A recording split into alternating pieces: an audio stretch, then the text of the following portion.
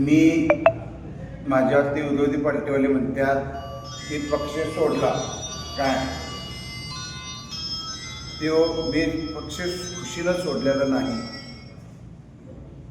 का यांच्या कर्तृत्वाने आणि यांच्या करणीमुळे मी सोडलेला आहे.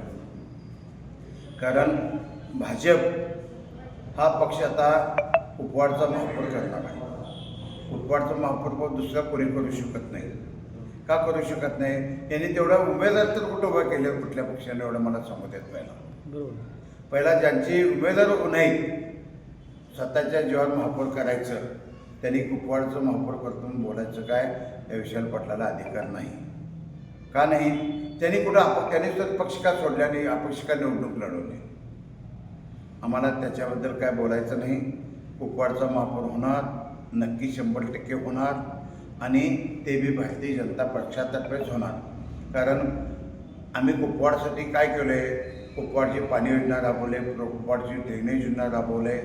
ज्या ज्या गुडघ्या लोकात गाडीतनं लोक विस्तारित भागात जात होते तिथे रस्ते लाईट पाण्याची सोय मी स्वतः उभारून करून घेतलेली आहे. आणि कुपवाडकर जनता असं काही खुळे नाही कुणाच्याही पाठीमागे जायला. आणि आम्ही गेल्या 15-20 वर्षात गावातील प्रत्येक समाजासंग एकरूप झालेला आहे मी. आणि प्रत्येक समाजाचा आजपर्यंत मी नगरसेवक निवडून आणलेला आहे. आणि त्या समाजाच्या सगळ्याच्या जीवावर आत्तासुद्धा मी प्रत्येक समाजाला न्याय द्यायचं काम केलं पॅनेलमध्ये. त्यामुळं कुपवाडचं ह्याच्यात भारतीय जनता पक्षाच्या सीटा निवडणार 1 नंबरमध्ये येणार, 2 नंबरमध्ये येणार आणि 8 नंबरमध्ये येणार. ह्यांनी माझ्यावर टीका करायच्या अगोदर मी पक्ष सोडलं म्हणतात ना, मी पक्ष सोडलो तर तुमच्या पक्षात बी होतो. तुम्ही पक्षात असताना कुणाला कुपवाडसाठी काय केले त्यांनी मला सांगावं. त्यांनी कुपवाडसाठी न करता फक्त कुपवाडकरांचा विकास थांबवून स्वतःचं कसं चांगलं होईल एवढं लक्ष दिलेलं आहे.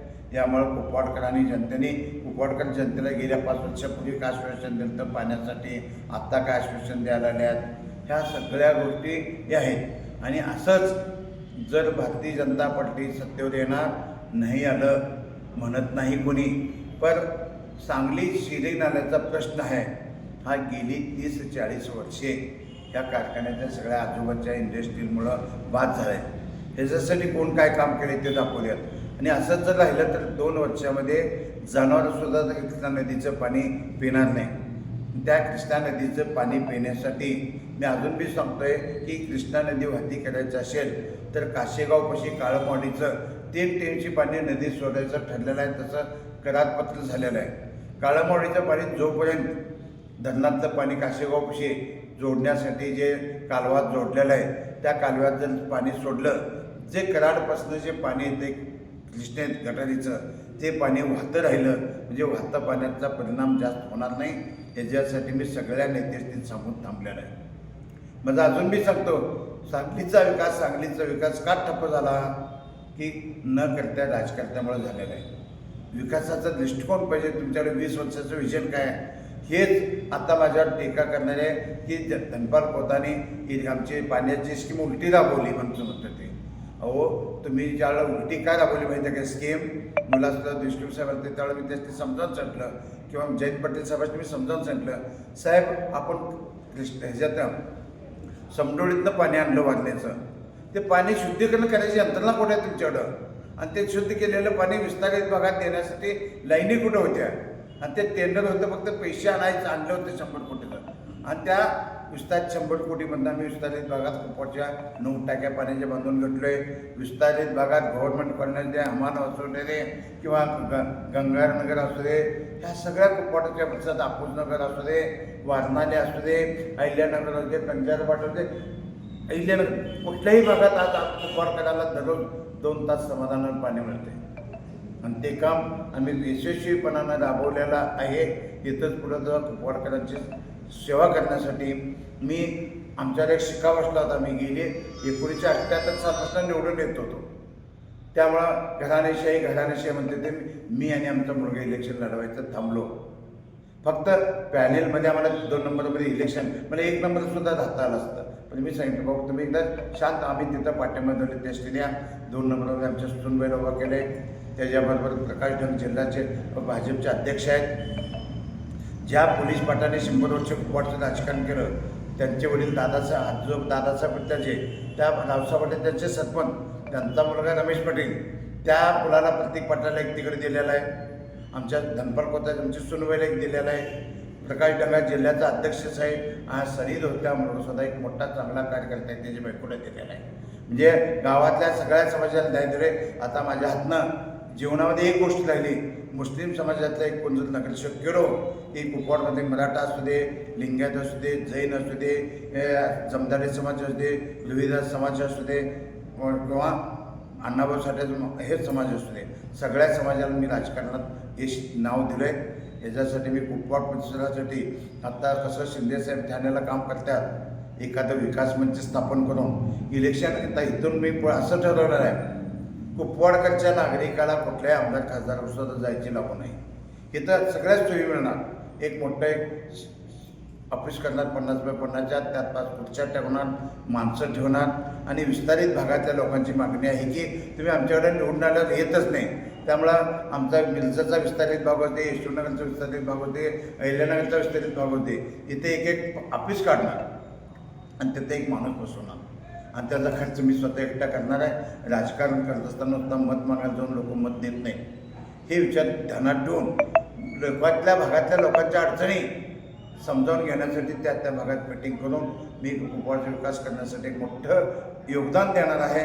आजपर्यंत आम्ही असू दे, शरद पाटील असू द्यात, आमचे मित्र शंकर कोकरे असू द्यात, आमच्या विचाराची दिशा होती. आता गेल्या 5 वर्षामध्ये कुपवाडची विचाराची दिशा बदलत आहे. कुठल्या तरी वाईट मार्गाला लागायचं नको म्हणून कुपवाडकर जनता मी कुपवाडकर आणि कुपवाडकर परिसरातील जनतेला आवाहन करतो आहे की तुम्ही कुणाचं काय ऐकू नका. मी पक्ष बदलले ते स्वार्थासाठी बदललं नाही. तुमच्याकडे होतं त्याला काय तुमच्याकडे पाठीच उचलत होतो, इकडे जाऊन मी पाठीच उचलणार नाही. तुम्ही त्या पाठीत कधी ओझं कोणी टाकलेलं नाही. त्यामुळं कुपवाडकर जनता मला माझ्या पाठीत मताचा गठ्ठा टाकतील, ओझं टाकतील, त्याचं ऋण मी फेडायला कधीही तयार आहे एवढंच बोलतो. आणि भारतीय जनता पक्षाला 1, 2 आणि 8मधून विजय करा असं मी आवाहन करतो. आज केंद्रात भाजपची सत्ता आहे, महाराष्ट्रात भाजपची सत्ता आहे, महापालिकेतही भाजपची सत्ता येणार आहे. कारण केंद्र महाराष्ट्राने इथले 2 आमदार आमचे माननीय सुधीरदादा गाडगीळ सांगलीचे असू देत आणि मिरजेचे आमदार खाडेसाहेब असू द्यात. हा मतदारसंघात 2 भाग असल्यामुळे दोन्ही आमदारांनी एवढे विकासाचं ओझं आमच्या कुपवाडकरांच्या जनतेवर टाकलेलं आहे की त्यांनी नागरी सुविधा देण्यात त्या दोन्ही आमदारांनी कुठेही कमी पडलेलं नाही. त्यामुळं कुपवाडकर जनता आज कुपवाडच्या गव्हर्नमेंट कॉलनी असू दे किंवा इथे अहिल्यानगरपर्यंत कुठल्याही नागरिकाला विचारा, मोठमोठ्या शहरात कुठं 1 तास 10 मिनटं किंवा 20 मिनटं पाणी येत नाही. कुपवाडला सलग 2 तास पाणी येतं आहे. आमदारांनी दोन्ही कामं केल्यात. त्या कामाच्या ओझ्याचं रूपानं कुपवाडकरच्या नागरिकांनी सर्वपणे 1 नंबर वाढला असू दे, 2 नंबर वाढला असू दे किंवा 8 नंबर वाढला असू दे, इथले 12 आणि गव्हर्नमेंट कडलीतली सुद्धा ज्या सीटा आहेत ह्या सगळ्या 14 ते 16 सीटा या भाजपच्या निवडून येणार, यात काही शंका नाही. आणि कोणाला शंका असल्या तर मी कसं निवडून येणार हे आत्ता सांगतो. आत्ताच माझ्या एका नगरचे पत्रात सांगितलं होतं गेल्या वर्षी मी 5 वर्षाच्या पूर्वी 7.5 वर्षापूर्वी तुमचा निवडणुकीचा मार्ग मी मोकळा केला आहे प्रशांत पाटलाच नाही. आता ते भाजपचे उमेदवार तर कसं ते त्यांनी सांगितलेली गोष्ट आत्ता माझ्या लक्षात आली. तुम्ही त्या प्रशांत पाटलाला विचारा गेल्या 7.5 वर्ष मी काय सांगितलं होतो. त्यामुळं कुपवाडचं राजकारण हे कुपवाडच्या विकासासाठी झटणार आहे. जातीभेदाच्या किंवा ऐन टायमाला येऊन मतं मागण्याच्या पाठीमागे जाणार नाही. आणि ह्या 2 आमदारांनी जे काम केलं आहे त्याच्या रूपानं आम्हाला न्याय मिळणार आहे. कुपवाडकडचे सगळी 12 ते 14 सीटा निवडून येणार आहेत. गव्हर्नमेंट कडलीतल्या 2 आणि इकडल्या 12 एवढंच मी सांगतो.